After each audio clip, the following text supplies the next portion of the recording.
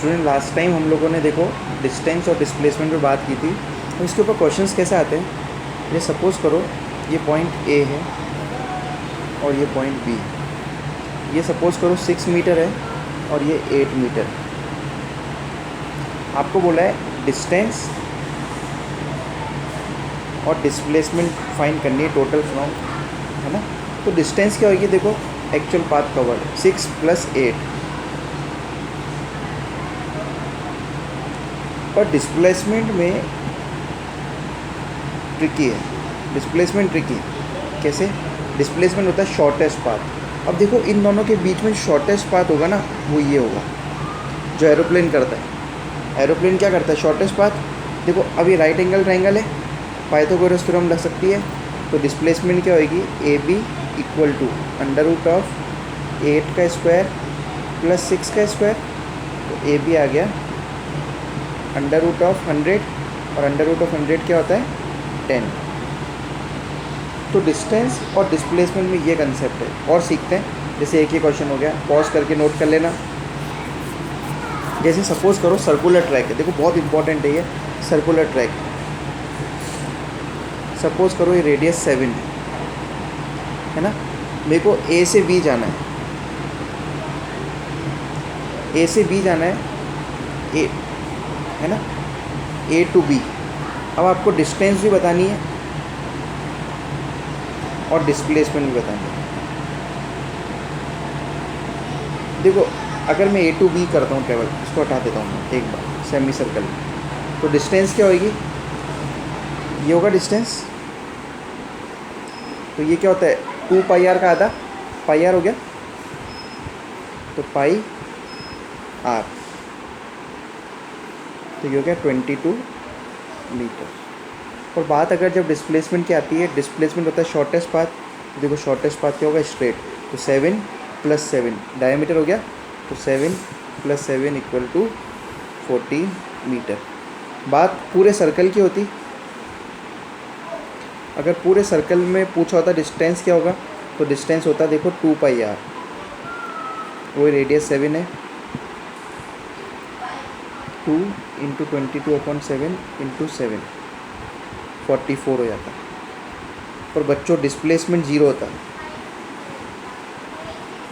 क्यों, डिस्प्लेसमेंट क्या बताई थी, वेक्टर क्वांटिटी। अगर इधर का हम पॉजिटिव मान लें आधे सर्कल का, तो इधर ये क्या है, इधर से नेगेटिव हो रहा है, तो इधर जो ट्रेवल किया इसने इधर वापस रिवर्स हो गया, तो डिस्प्लेसमेंट एक पूरे सर्कल का क्या होता है 0, राइट। डिस्प्लेसमेंट पूरे सर्कल का क्या होगा 0। तो दो इंपॉर्टेंट कंसेप्ट बताए मैंने, डिस्टेंस और डिस्प्लेसमेंट के ऊपर इस तरीके के न्यूमेरिकल्स में क्वेश्चंस पूछे जाते हैं। ये चीज़ आप लोग ध्यान रखेंगे डिस्टेंस और डिस्प्लेसमेंट के अंदर। नेक्स्ट, अब देखो दो टर्म आती है, यूनिफॉर्म मोशन। यूनिफॉर्म मोशन क्या होता है, व्हेन अ बॉडी कवर, नाम से क्लियर है, यूनिफॉर्म रहेगा मतलब when a body covers equal distance in equal time, equal distance in equal time interval. जैसे ये ग्राफ से समझते हैं, है ना।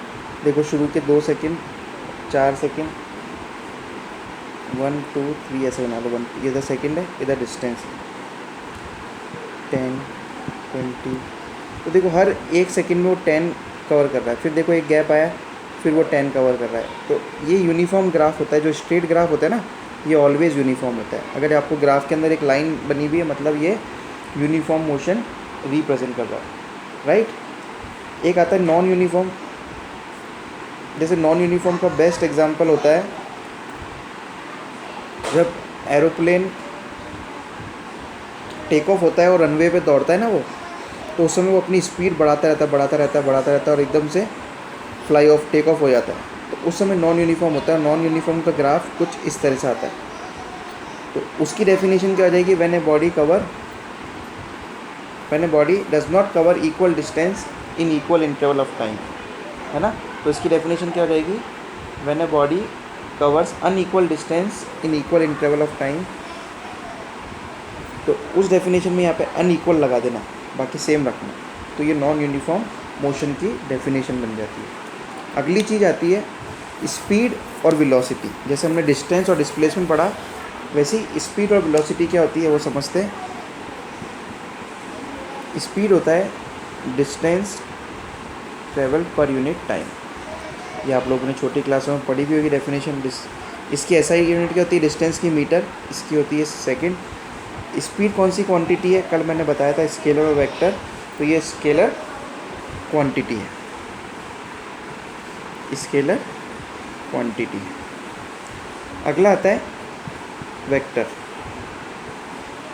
वेक्टर जो है वो आप लोगों का डिफाइंड है, सॉरी वेलोसिटी, वेलोसिटी स्पीड और वेलोसिटी ये वेक्टर क्वांटिटी है।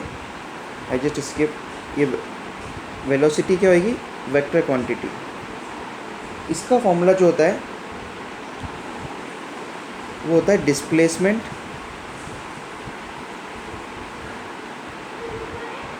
Upon time. इसमें भी ऐसा यूनिट सेम होती है, मीटर पर सेकंड। अब देखो ये स्केलर क्वांटिटी है, तो कल बताया था डिस्टेंस भी स्केलर क्वांटिटी है और डिस्टेंस अपॉन टाइम। अब ये वेक्टर क्वांटिटी है, तो डिस्प्लेसमेंट क्या है, वेक्टर क्वांटिटी, तो डिस्प्लेसमेंट अपॉन टाइम। तो इन दोनों के बीच के अंदर आप लोगों को डिफरेंसेस लिखने को आते हैं एग्ज़ाम के अंदर कि डिफरेंसेस क्या होते हैं इन दोनों के बीच के। तो डिफरेंस मैं आप लोगों को बता देता हूँ, डिफरेंस क्या है वो देख लेते हैं। देखो स्पीड इज़ डिफाइंड एज, वो डेफिनेशन है शुरुआत की, ऐसी वेक्टर की डेफिनेशन है, एक स्केलर है एक वेक्टर है। अब देखो स्केलर क्वांटिटी ऑलवेज क्या होगी, पॉजिटिव, तो देखो पॉजिटिव है, वही कल वाले पॉइंट्स नेगेटिव, पॉजिटिव और zero. Speed is velocity without direction, बिल्कुल सही है, स्पीड को हम डायरेक्शन नहीं देखते।